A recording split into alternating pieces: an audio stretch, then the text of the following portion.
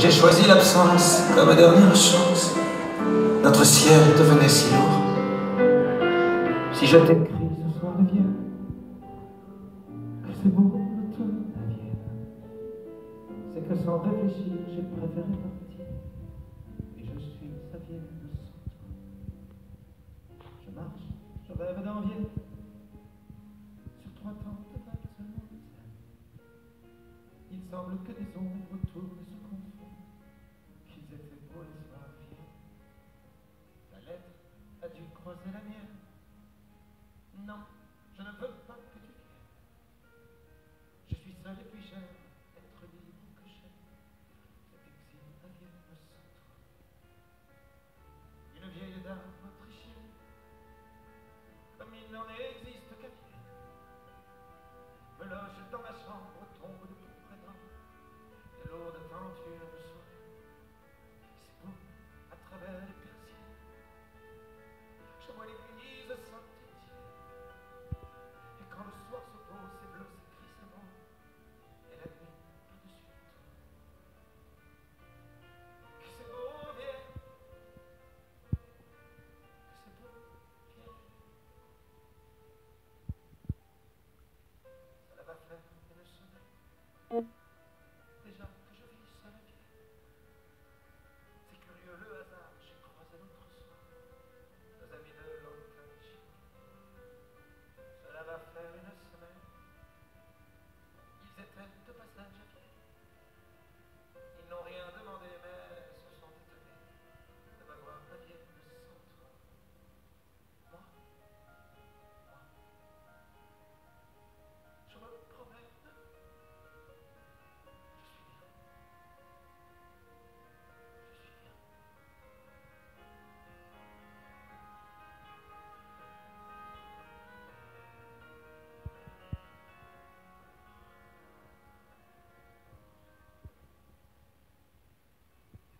De semaine en semaine, voilà que je vis seul à Vienne.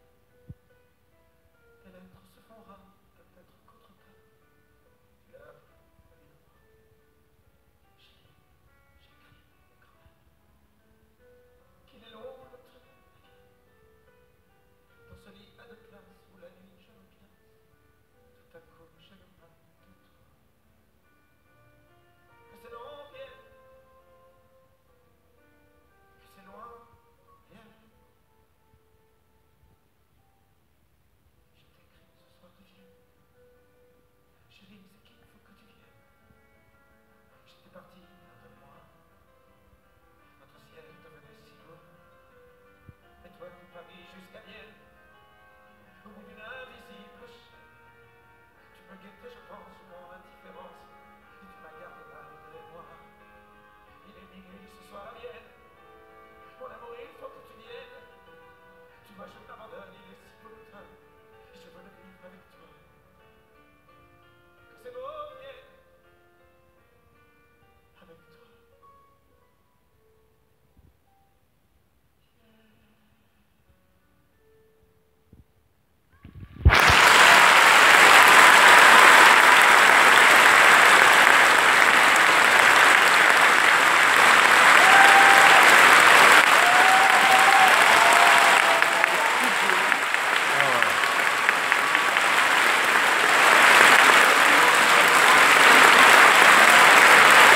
Merci.